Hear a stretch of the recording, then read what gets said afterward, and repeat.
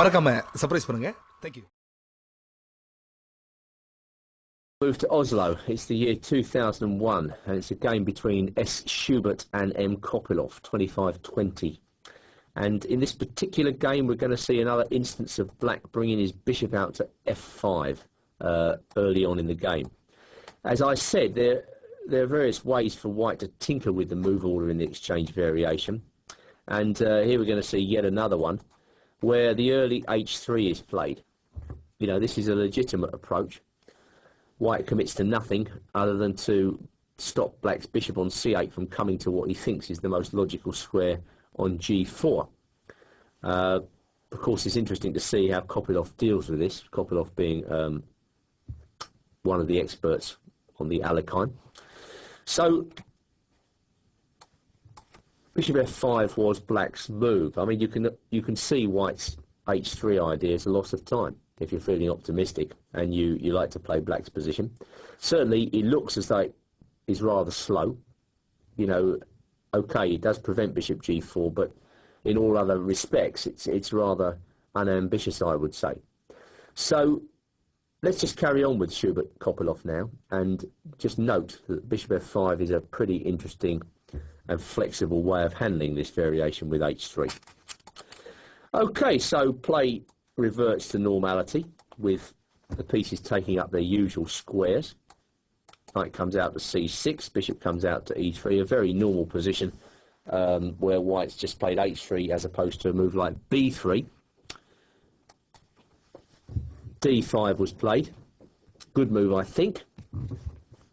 c5 is just about, you know, white's only decent move in this position. I suppose white could take on d5, knight takes d5, but this does look very comfortable for black, given that the bishop on e3 is slightly misplaced in the position of this type.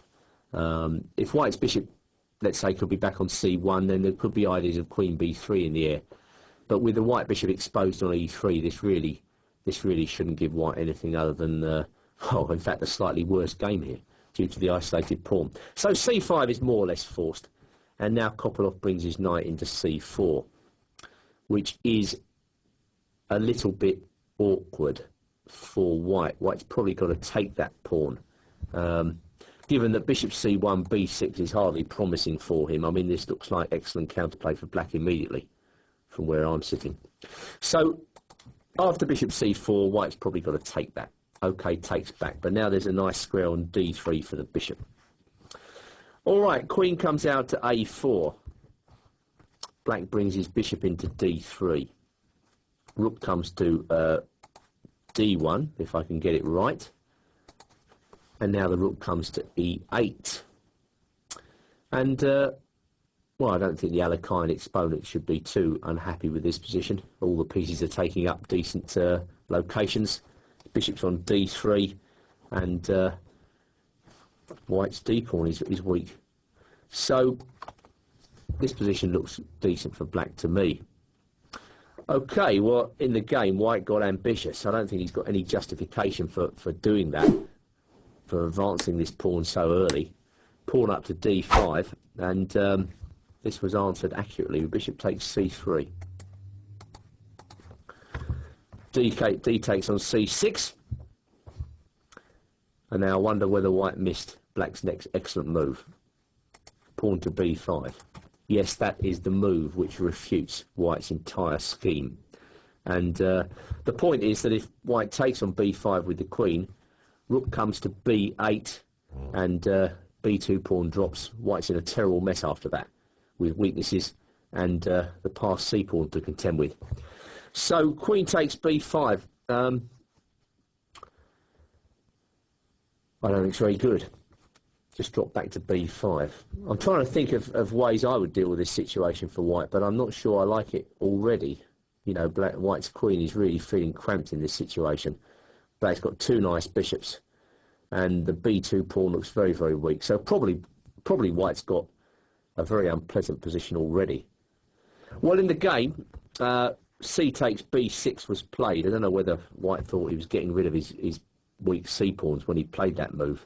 But I wonder whether he missed that he didn't have a good square for the queen in this position. White may have missed the fact that Queen B5 is answered by Rook A5. Sometimes these vertical rook moves are quite difficult to miss in a complex position like this. It's easy to miss such a move, but in fact this just wins. So going back to A takes B6, White's next move is probably forced if he wants to save his queen, but of course it leads to a completely hopeless position. Rook takes D3. So Queen takes D3 was played, Queen to D1, Bishop takes B2, and I think we can safely say in this position Black's got a completely winning game very quickly by the easiest means. Well, actually, White limped to the finishing line here. Queen takes D3, C takes D3, Rook D1, nothing difficult about this. Black is just mopping up. A bit of toing and froing follows, but all the pieces come off. Oh, it's completely hopeless. Rook comes down there. Rook comes to C2. Knight to G5. White's really thrashing around here. And a small nuance to finish. H6. Knight takes F7, dragging the white pieces out of position. And then Rook takes A2. completes the game. So a very brief game, a light game, but another game which indicates, you know, just how satisfactory Black's chances are if White makes even the slightest mistake. You know, I consider this to be a very plausible game between players of average ability. Okay, Schubert's, what is he? He's 2250, so he's not a weak player at all. But here we see him making typical mistakes, and Black cashing in on those mistakes very effectively indeed.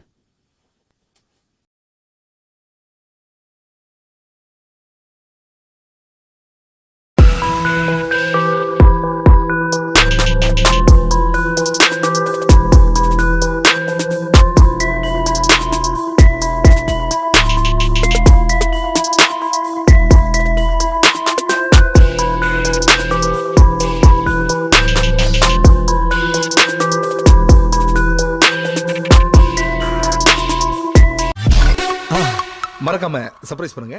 Thank you.